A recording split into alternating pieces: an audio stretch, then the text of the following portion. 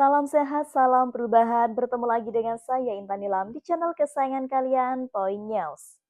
Proyek Kereta Cepat Jakarta-Bandung atau KCJB atau ya sering disebut WOS yang sejak awal diklaim sebagai simbol modernisasi transportasi era Presiden Joko Widodo atau Jokowi kini kembali menjadi sorotan tajam.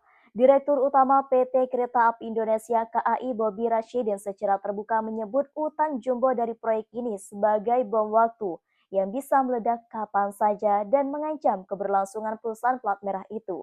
Pernyataan keras ini menegaskan kekhawatiran lama publik bahwa ambisi besar Jokowi membangun kereta cepat tanpa perencanaan matang hanya akan meninggalkan beban finansial bagi negara dan rakyat.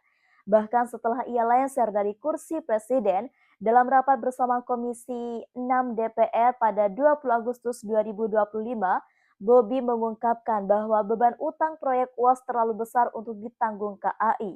Pada semester 1 tahun 2025, kerugian UAS ini mencapai 1,625 triliun rupiah.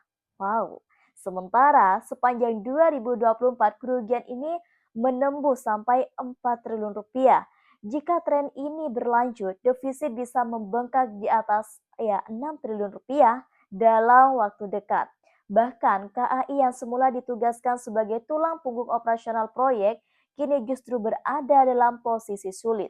Mengelola layanan kereta cepat yang tak kunjung menghasilkan keuntungan sambil menanggung utang luar biasa besar yang sewaktu-waktu bisa menenggelamkan perusahaan ini bom waktu bagi KAI kalau tidak segera diintervensi dampaknya akan sangat serius. Kata Bobi Rashidin di DPR, proyek WAS sejak awal merupakan inisiatif pribadi Jokowi yang dikebut dengan berbagai kompromi politik dan bahkan ekonomi, mulai dari pemilihan mitra Tiongkok tanpa studi kelayakan yang matang hingga pembengkakan biaya atau cost overrun yang terjadi. Proyek ini sudah diprediksi banyak pihak sebagai jebakan utang. Yakini dengan label bom waktu dari bos KAI sendiri, terbukti bahwa apa yang dulu disebut prestasi Jokowi justru berubah menjadi bom sosial ekonomi.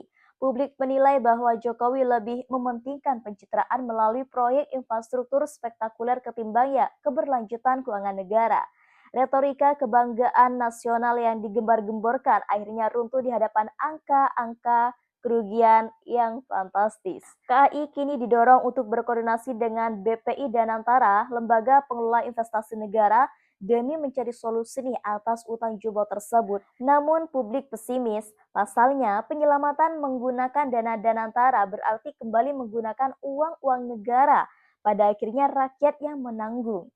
Anggota DPR pun menilai bahwa langkah ini tidak lebih dari tambal sulam, bukan menyelesaikan struktural. Jika proyek tidak menghasilkan keuntungan, berapapun suntikan dana hanya akan menunda kehancuran, bukan menyelamatkan.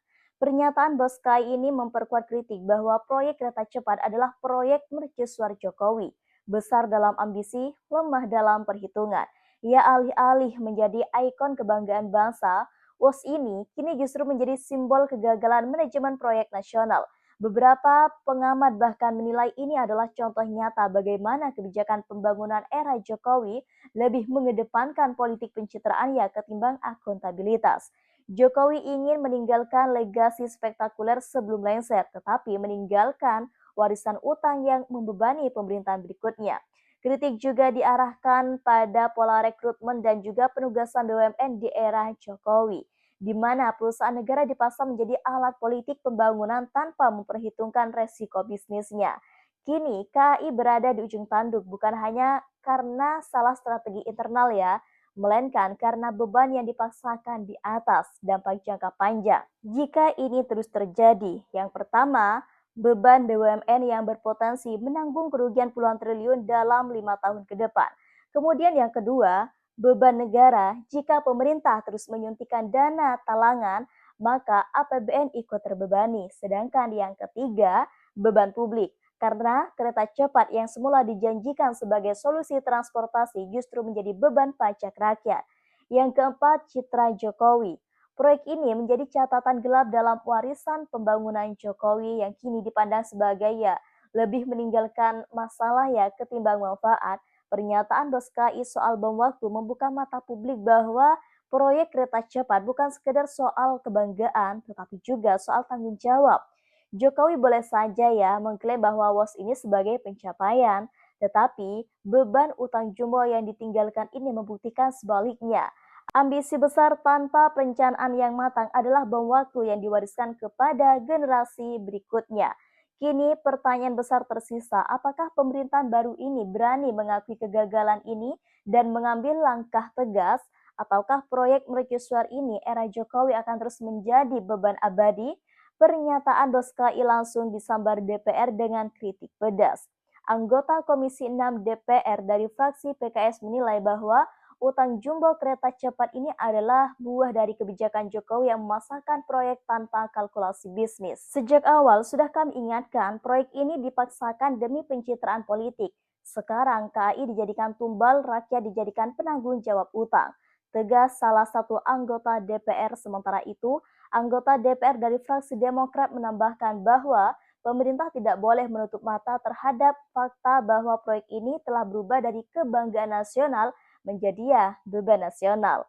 Ia meminta audit menyeluruh atas keuangan proyek WOS, termasuk potensi adanya praktik manipulasi dalam pembengkakan biaya. Komisi 6 DPR bahkan mendesak Kementerian BUMN dan KAI untuk secara terbuka menjelaskan skema penyelamatan agar tidak terulang kembali praktik talangan diam-diam menggunakan APBN kalau dana antara dipakai untuk menyuntik modal. Ia tetap uang rakyat.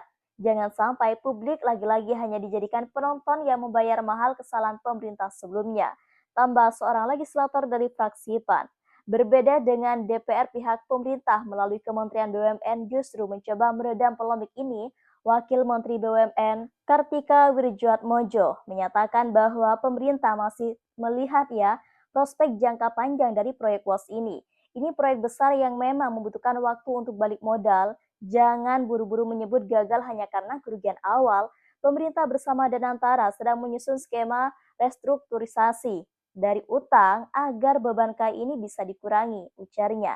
Namun pernyataan ini dipandang publik sebagai hanya sebagai upaya defensif untuk menutupi kegagalan manajemen dari masa Jokowi.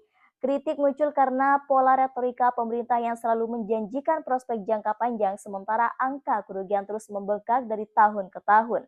Proyek WOS sejak awal merupakan inisiatif pribadi Jokowi yang dikebut sebagai berbagai kompromi dari berbagai kompromi politik bahkan ekonomi, mulai dari pemeliharaan mitra Tiongkok tanpa studi kelayakan yang matang, kemudian hingga pembengkakan biaya atau cost overrun yang terus terjadi. Proyek ini sudah diprediksi banyak pihak sebagai jebakan utang. Kini dengan label bom waktu dari Bos KAI sendiri terbukti bahwa apa yang dulu disebut sebagai prestasi Jokowi justru berubah menjadi bom waktu atau bom yang sosial politik. Bahkan publik menilai Jokowi lebih mementingkan pencitraan melalui proyek infrastruktur spektakuler ketimbang keberlanjutan keuangan negara. Retorika kebanggaan nasional yang digembar-gemborkan akhirnya runtuh di hadapan angka-angka kerugian yang sangat fantastis.